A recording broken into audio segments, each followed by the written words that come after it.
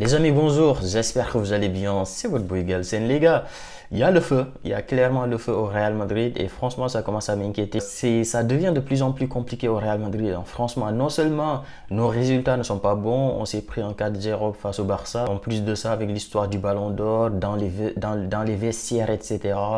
Avec Bellingham, apparemment, qui se sentirait pas très bien parce que pendant toute la campagne du Ballon d'Or, il n'y a que Vinicius qui a été mis à l'avant, etc. Et donc lui, apparemment, il n'est pas très content. Bon, ça, c'est pas confirmé. Je n'ai vu cette information nulle part. C'est juste des personnes qui font des spéculations, qui disent que Bellingham n'est pas content parce que le club a mis vraiment en avant Vinicius et lui, il n'a pas été soutenu, etc. Mais bon, ça, à la limite, on s'en fout.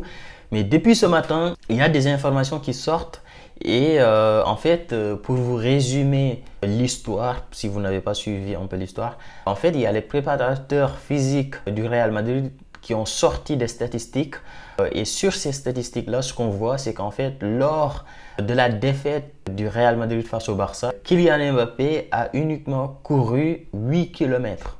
Donc 8 km pour Kylian Mbappé. Donc c'était le joueur du Real Madrid qui a couru le moins de kilomètres comparé à tous les autres joueurs du Real Madrid. Et donc, suite à cette publication-là, forcément, ça a commencé à créer des polémiques. Moi, j'ai même vu des informations comme quoi Carlo Ancelotti est en train de regarder pour mettre en place un système qui va permettre à l'équipe de jouer, mais sans pour autant obliger à Kylian Mbappé de faire trop d'efforts.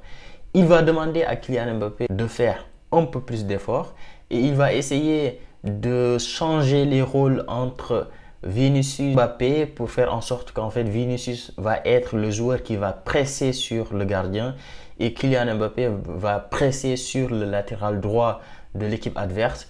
Et donc ça va permettre à Kylian Mbappé de ne pas faire trop d'efforts, mais quand même Kylian Mbappé va devoir faire un peu plus d'efforts que d'habitude, mais tout ça il veut le mettre en place pour permettre à l'équipe de jouer. Enfin, c'est trop bizarre. C'est trop bizarre parce que tout simplement tu as un joueur qui ne défend pas beaucoup comparé aux autres joueurs. Et Carlo Ancelotti veut mettre en place un système pour permettre à Mbappé de défendre un peu plus, mais toujours pas assez parce qu'il ne veut pas que Mbappé soit trop fatigué et que ça ait un impact sur son travail offensif. Et donc, forcément, suite à tout ça, il commence à y avoir des polémiques. Apparemment, il y a des joueurs dans le vestiaire qui ne sont pas très contents, surtout Bellingham, parce que vu que Mbappé ne défend pas énormément, forcément, c'est lui qui fait le travail défensif que Mbappé ne fait pas. Et donc, lui, il se retrouve dans une situation où il ne marque plus, il ne fait plus trop de passes décisives et il fait énormément de travail défensif. Et donc apparemment il n'est pas très content et Carlo Ancelotti également n'est pas très content et Mbappé se retrouve dans tout ce merdier là parce que c'est lui qui ne défend pas énormément. Moi ça commence à me fatiguer. Les gars, ça vous fatigue pas? Sérieusement, les supporters du Real, ça ne vous fatigue pas? Moi ça me fatigue toute cette histoire là. Mbappé, je l'aime beaucoup. Encore une fois, je le répète depuis le début de la saison. Certes, il n'est toujours pas au niveau auquel on l'attend, mais personnellement ça reste un joueur que j'aime beaucoup. Et ça reste, je reste optimiste sur le fait qu'il va se réveiller à un moment donné.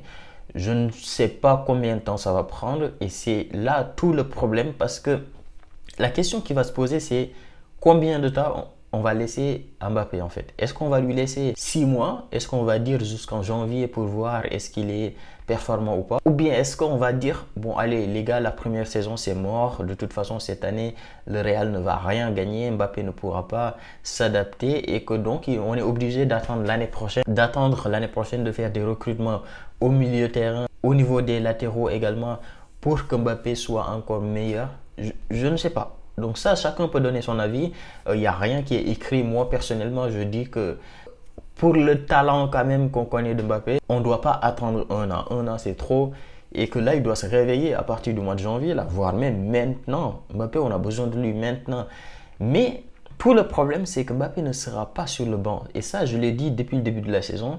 Carlo Ancelotti ne peut pas mettre Mbappé sur le banc. Le Real Madrid a recruté Mbappé, certes, pour les performances sportives, parce que Kylian Mbappé c'était un grand joueur, c'est toujours un très grand joueur, mais Mbappé a également été recruté pour son côté célèbre, sa célébrité, le fait que ce soit une star et qu'il apporte de l'argent à travers les maillots, à travers son statut, à travers les publicités, etc.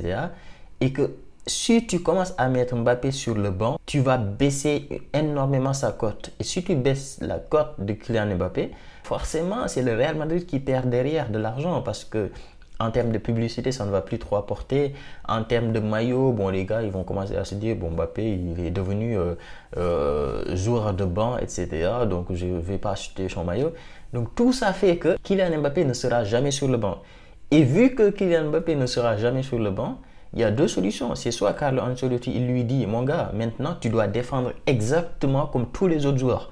Tu dois courir comme tous les autres joueurs. Si les joueurs font 10 km par match, tu dois faire 10 km par match. Soit tu fais ça, soit tu fais ce que Carlo Ancelotti a décidé de faire, c'est-à-dire s'adapter à Kylian Mbappé. Et s'adapter à Kylian Mbappé, c'est tout simplement revoir le système du Real Madrid, en tout cas en cas de perte de balle, parce que là on ne parle pas des moments où le Real a le ballon, etc. On parle en cas de perte de balle ou bien lorsque c'est l'équipe adverse qui a le ballon.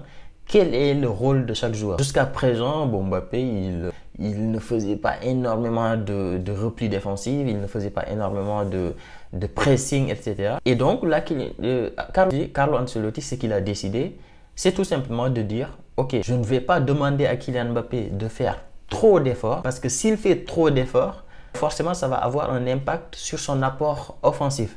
Et donc, ce que je vais lui demander, c'est, avec Vinicius, de revoir les rôles et de demander à Kylian Mbappé d'être à l'intersection entre le milieu terrain et le gardien et également entre les deux défenseurs centraux et aussi de s'occuper de la partie droite, c'est-à-dire le latéral droit de l'équipe adverse. Et si Mbappé s'occupe de ce rôle-là, Vinicius va s'occuper du rôle d'aller presser le gardien, presser le ballon, suivre le ballon, etc. Et Mbappé, lui, il doit être entre les deux pour essayer d'intercepter les balles, d'intercepter les passes, etc. C'est ce qui est marqué. Moi, je ne suis pas en train d'inventer rien du tout. Je suis sur le site de RMC Sport qui dit que Carlo Ancelotti, vous pouvez taper, vous tapez sur Internet, Carlo Ancelotti, Mbappé, Ancelotti, Mbappé, Real Madrid, un truc comme ça, vous allez voir l'information, c'est sur le site de RMC Sport. C'est marqué Ancelotti réfléchit à des changements pour pallier le manque de travail défensif de Mbappé. Et c'est une page qui fait, c'est un article qui fait 3 pages.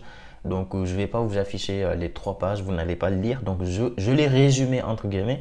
Mais par contre, je vais quand même vous lire le problème. D'où vient le problème? C'est marqué sur Twitter, sur le site ActuFoot. C'est marqué Carlo Ancelotti cherche à comprendre pourquoi le Real Madrid ne fonctionne pas bien et à identifier un problème. Kylian Mbappé ne fait pas les efforts défensifs. Face au Barça, le Français n'a couru que 8 km.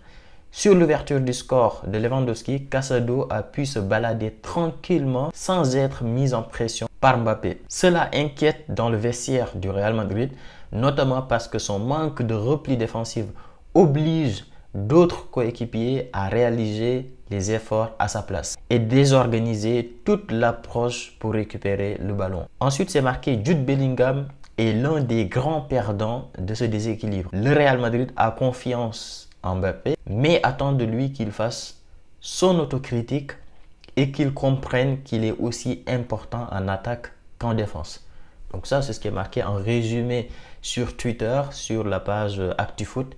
Et ensuite, suite à ça, Carlo Ancelotti réfléchit à des changements pour pallier le manque de travail défensif de Mbappé. Et comment il compte pallier le manque défensif de Mbappé? C'est ce que je viens de vous expliquer en fait. C'est de changer les rôles entre Mbappé et Vinicius et permettre à Mbappé d'être entre les défenseurs et les milieux de terrain et d'intercepter les balles et aussi d'être sur le côté du latéral droit de l'équipe adverse. Et pendant ce temps-là, c'est Vinicius qui va être devant pour presser l'attaquant, pour courir, etc. Enfin, pour presser le gardien et courir pour essayer de récupérer la balle.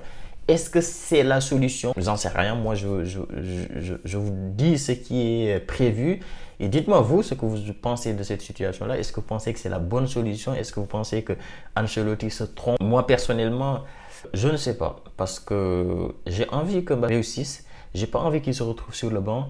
Mais demander à Vinicius de faire plus d'efforts pour que Mbappé... Je ne suis pas sûr que ça soit la meilleure solution. Mais dites-moi ce que vous pensez. Et abonnez-vous les gars, likez la vidéo. Et nous, on se dit à très vite pour une nouvelle vidéo. Ciao!